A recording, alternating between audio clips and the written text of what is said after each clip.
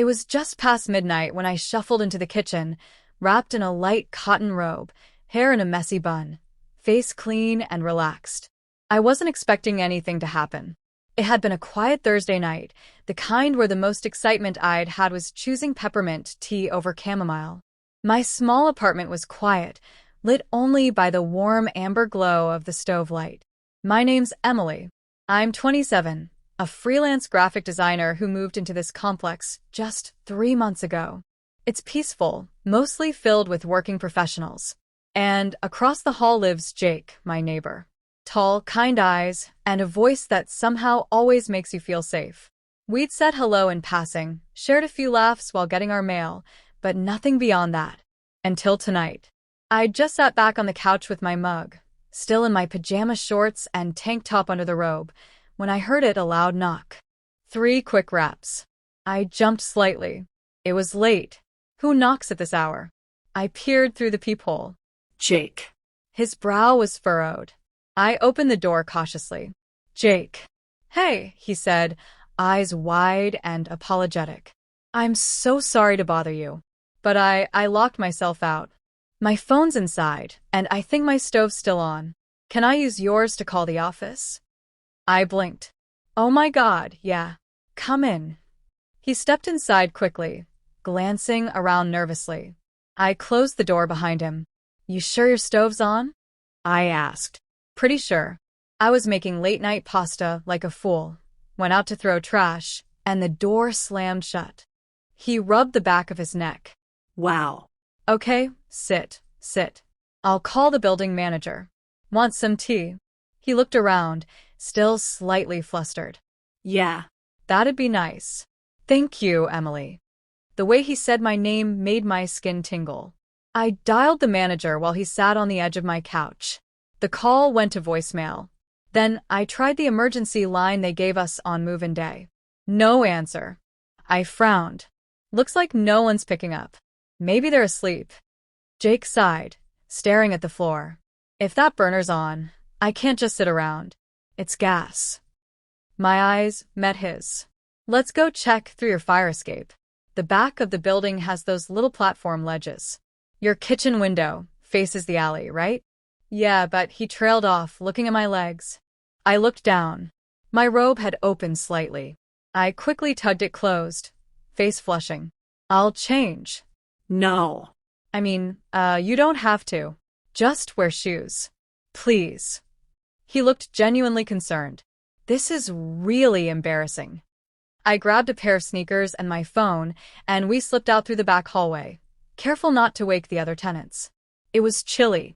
Jake helped me over the first ledge, our hands clasping tightly as we made the short climb to the platform outside his kitchen.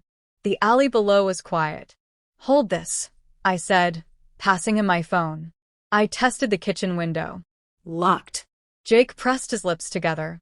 I never lock this one. Can we break it? He hesitated. It's my window. You think you can help me push it open? He braced his hands on the sides while I slipped my fingers under the frame. On 3, we pushed, and with a sudden creak, it popped. Jake's eyes lit up. You're amazing. No big deal. I grinned. Go. He climbed inside carefully and flicked on the light. The burner was on low. Water simmered in the pot. He shut it off and turned back to me, exhaling with relief. Thank God, he murmured, then held his hands out to me. Come in. I paused. Isn't it weird if I climb through your window at 1 a.m. in sleepwear? Jake's mouth curved into a soft smile. It might be the most exciting thing that's happened all year. Laughing, I climbed inside. His apartment was warm, filled with the scent of garlic and tomatoes. He ran a hand through his hair. You saved my night. I just didn't want you to burn down the building. We looked at each other. The silence was charged now, not awkward, but different. Close. Want to stay? He asked quietly. Since you're already here. My heart fluttered. I glanced around. What did you have in mind? He lifted a box of uncooked pasta. I owe you dinner. Or breakfast. Or something. I sat on one of his kitchen chairs, robe slipping just enough to reveal my shoulder. All right. Let's see how good your midnight pasta is. He grinned, then got to work. I watched him move, the way he hummed softly, the way he glanced at me every so often like he couldn't believe I was really there. Something about the intimacy of the hour, the quiet hum of the fridge, the soft light from the stove, it all felt suspended in time. When the pasta was ready, he set 2 bowls on the table and poured us each a glass of wine. To good neighbors, he toasted. To unlocked windows, I replied. We laughed, clinked glasses, and ate. The food was actually delicious, simple, garlicky, comforting. As we finished, Jake leaned back in his chair. I'm glad it was you who opened the door tonight. I bit my lip, heat rising to my cheeks. Yeah. He nodded slowly. You always seem so calm. Like the world doesn't shake you. I let out a soft breath. It does. I just hide it well. We sat there, holding each other's gaze. Then I said, I never thought pasta and a kitchen window would turn into whatever this is. Jake got up and moved to sit beside me. Me neither. But I'm not complaining. His hand found mine. The room fell quiet. We didn't rush anything, didn't lean in like a movie scene. We just sat, our hands tangled, hearts thudding in sync. Eventually, I whispered, You know, I'm still technically in sleepwear. Jake's eyes sparkled. Yeah. It's kind of amazing. So this whole thing, me, in pajamas, climbing into your kitchen, eating pasta at 1 a.m., that's our story? He smiled. It's a pretty great one. I laughed softly. We should probably head back. Before the sun rises and reality kicks in. Jake glanced at the clock. Or we could just keep talking, if you're not too tired. And I wasn't. Not at all. We moved to the couch. The rest of the night blurred into deep conversation. About books we loved, bad dates we'd endured, what we dreamed of. Somewhere along the way, I leaned into him, my head resting on his shoulder.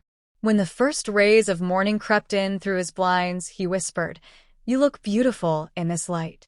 My eyes fluttered open. I probably look like a mess. No, he said. You look like the best part of my night. He walked me back to my place as the city began to stir. At my door, we lingered. I'll see you later, he asked. Yeah, I said, smiling. I think I'd like that. He leaned in slowly, and when his lips met mine, it wasn't electric. It was soft, warm, and real. The kind of kiss that says, this is just the beginning. And it was. What started with a knock, a robe, and a late-night emergency turned into something we never expected, amazement in each other.